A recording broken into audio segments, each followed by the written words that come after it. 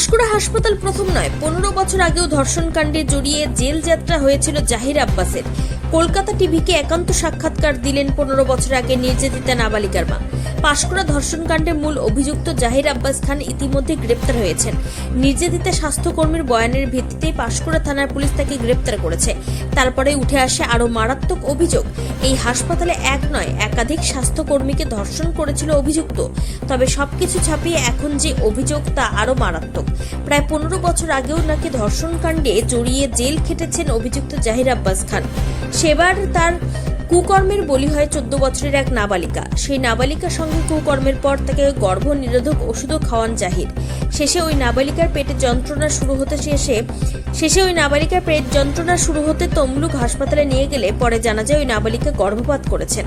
পুরো ঘটনা পুলিশকে জানিয়ে অভিযোগ করেন ওই নাবালিকার মা এবং সেই ভিত্তিতেই 15 বছর আগে গ্রেপ্তার হন জাহির এবং 22 দিনের জেল হয় তার। ক্রিমিনাল রেকর্ড থাকা সত্ত্বেও কিভাবে একটি সরকারি হাসপাতালে ফ্যাসিলিটি একটা নাম উঠে এলো, বোধিসত্ত্ব মহাপাত্র মাথায় হাত রয়েছিল ওই আব্বাসের। বিষয়টা কি বলবেন? দেখুন, বিষয়টা বলার কিছু নেই, কী বলবো বলতে, বোধিসত্ত্ব মহাপাত্র তো আমার এখানে প্রথমে জিডিএমও ছিলেন আমি আসার আগে। এবার আমি যখন আসলাম তখন উনি তো বিএমওইচ হয়ে গেলেন এবং উনি ওনার বিএমওইচ সামলাতেন, আমি এখানে সুপার সামলাতাম। তো সেক্ষেত্রে ওনার সঙ্গে মানে পার্সোনাল সম্পর্ক বা রাজনৈতিক সম্পর্ক নিয়ে মানে আমার বিশেষ একটা মানে নলেজের মধ্যে নেই। এবার ওনার তো সম্পর্ক সবার সঙ্গেই ভালো, কি বোধিসত্ত্ব বলুন, কি আমার বলুন, বা আমার অ্যাসিস্ট্যান্ট সুপার হসপিটালের, বিজেপি, তৃণমূল, সিপিএম সবার সঙ্গে ওনার ভালো সম্পর্ক। বাইরের ওনার যে মুখোশটা সেটা সবার কাছে সেম, খুব একটা ভালো মানুষ, হেল্পফুল মানুষ, জনদরদি মানুষ। কিন্তু এই ভেতরের যে ওনার প্রতিভা, এই কুকর্ম, এই একটা ক্রিমিনাল, এই একটা জল্লাদ, সেটা আজ উঠে আসলো এদের সহায়তাতেই বলবো। কারণ এটা তো কোনোদিনই আসতো না। এরা যদি এইভাবে আমাদেরকে না চোখ খুলে দিত বা জানাতো, আমরা তো কোনোদিনই জানতাম না। আমাদের কাছে ওই ভালো মুখোশটাই থাকতো। এবার পার্সোনাল রিলেশনশিপ কী ছিল আমি একদমই জানি না, কিন্তু অ্যাজ এ মানুষ হিসেবে উনি সবার কাছে ভালো মানুষ হিসেবে থাকেন। সেই হিসেবে বোধিসত্ত্বর সঙ্গেও ভালো সম্পর্ক ছিল, আমাদের সবার সঙ্গেই ভালো সম্পর্ক ছিল। 10 বছর আগে স্থানীয় এক মহিলাকে ধর্ষণের মামলায় জেলও হয়েছিল। আমিও এটা কালকে শুনলাম মিডিয়ার থেকে, বা ওদেরই যারা কোম্পানির লোকজন এবং পাড়ার কিছু লোকজন বলছিল নাকি 10 বছর আগে উনি এরকম একটা ধর্ষণ কাণ্ডে নাকি একবার জেলে গেছিলো, 2-3 মাস নাকি জেলে ছিল। শুনলাম এটা, আমিও এই রিসেন্ট এই ঘটনার পরেই শুনলাম। আমিও আগে জানতাম না, বা কোম্পানিও হয়তো জানতো না। কোম্পানির তো এটা দেখে পিভিআর করিয়ে ঢোকানো উচিত ছিল। আমরা তো এইসব আমাদের এখতিয়ারের মধ্যে নয়। কোম্পানি লোক দিচ্ছে, কাকে দিচ্ছে, ক্রিমিনাল কিনা, সে আদৌ তার রেকর্ড না দেখে তো দেওয়া একদমই উচিত নয় কোম্পানির। বোধিসত্ত্ব মহাপাত্র কতদিন সুপার স্পেশালিটি হাসপাতালে দায়িত্বে ছিলেন? এইখানে আমি যেটুকু শুনলাম, আমি আসার আগে 1 বছর উনি জিডিএমও হিসেবে ছিলেন, মানে জেনারেল ডিউটি মেডিকেল অফিসার। উনি এখানে ডিউটি করতেন।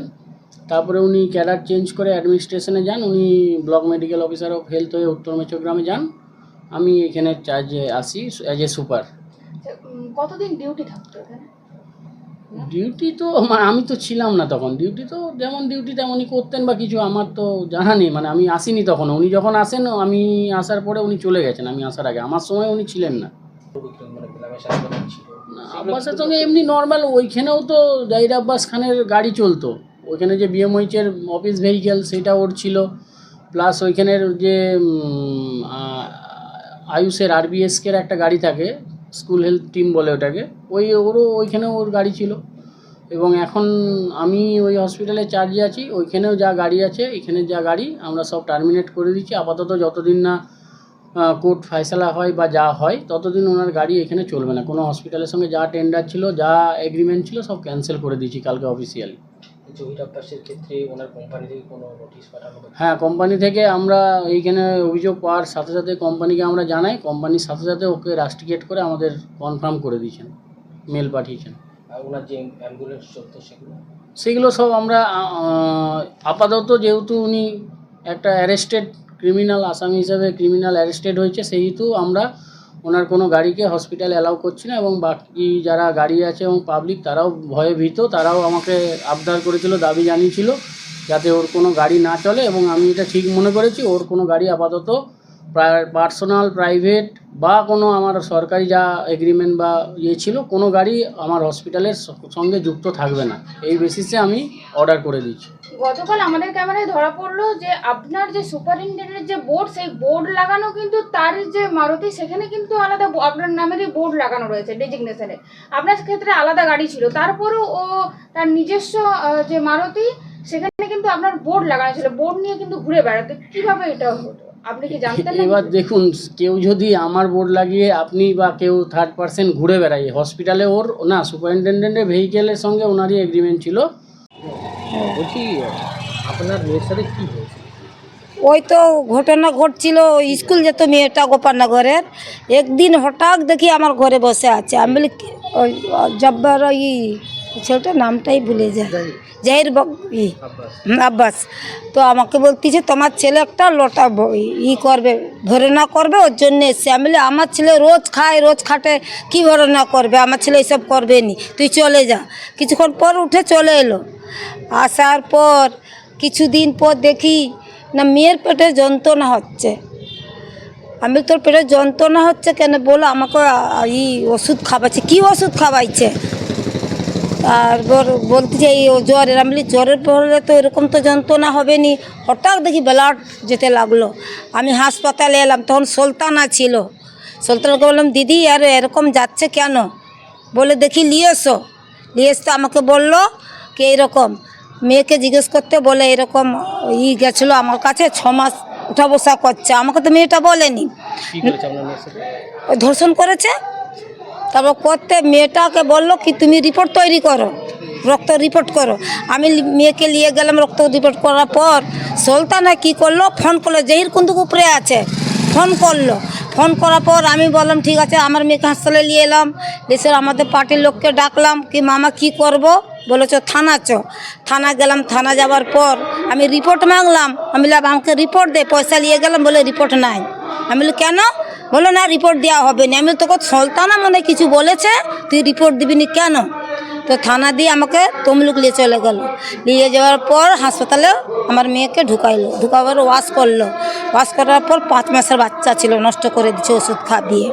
তো আমাদের কেস চলতিছে। গ্রেপ্তার হয়েছিল আব্বাস? হ্যাঁ আব্বাসও গ্রেপ্তার হচ্ছিল। কদিন জেলে ছিল? ছেলে ছিল মনে হয় 22 দিনের মতন জেলে ছিল। কত সালের ঘটনা এটা?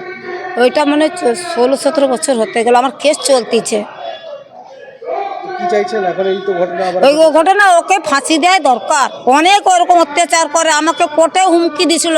তো 2 ভাই কোর্টে দিন পড়ছিল আমার। আমি একদিন একাই গেছিলাম কোর্টে।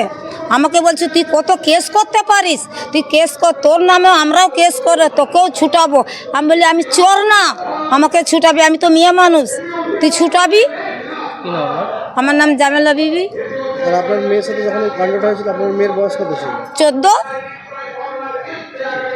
দল এসেছিল, তারা যেটা অভিযোগ করছেন যে এই যে জাহির আব্বাস খান অভিযুক্ত, তার বাড়াবাড়ন্তের কারণে প্রাক্তন বিএমও সৌমেন মহাপাত্রের ছেলে, তার মাথায় হাত রয়েছে, এই জন্য এত বাড়াবাড়ন্ত ছিল। কী বলবেন এই বিষয়ে? না, ওনারা যেটা বলেছেন একদম ঠিক কথাই বলেছেন। কারণ যে জাহির আব্বাস খান যে ধর্ষকের আসামি, সে আজকে যে ধর্ষণ করেছে তা কিন্তু না।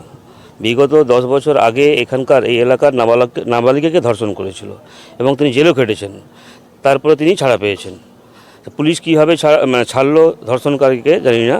তা পরবর্তীতে কী হলো না, তাকে আবার এই হসপিটালে কাজে নিযুক্ত করা হলো। তাহলে উপরে তো বড় রকম একটা হাত তো অবশ্যই রয়েছে।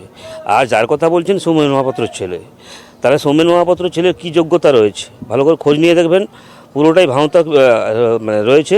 শুধুমাত্র মন্ত্রীর ছেলে বলে তিনি একটা অত বড় পদে দায়িত্ব পেয়েছেন। তিনি ভালো করে খোঁজ নিয়ে দেখবেন, তিনিও কিন্তু একসময় সৌমেন মহাপাত্র ছেলে তার বাড়ির পরিচায়িকাকে ধর্ষণ করার পরে তাকে ফাঁসিতে ঝুলিয়ে দেওয়া হয়েছিল। তাহলে এরকম তিনি একজন ধর্ষণকারী, তাকে আজকে স্বাস্থ্য দপ্তরে বড় জায়গায় বসেছে, শুধুমাত্র তৃণমূলের নেতার হাত রয়েছে, মানে তার বাবা মন্ত্রী বলে। একইরূপভাবে তার শিষ্য এই জাহির আব্বাস খান, গুরু যেমন তার শিষ্যও তেমন।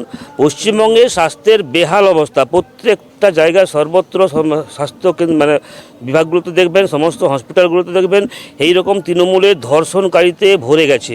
কারণ আমরা শুধুমাত্র পশ্চিমবঙ্গে আমরা যারা মানুষ বসবাস করছি, আমরা গভীর কোনো একটা পাপ করেছিলাম, না হলে এরকম একটা জঘন্য সরকারকে আমাদেরকে বয়ে নিয়ে বেড়াতে হচ্ছে।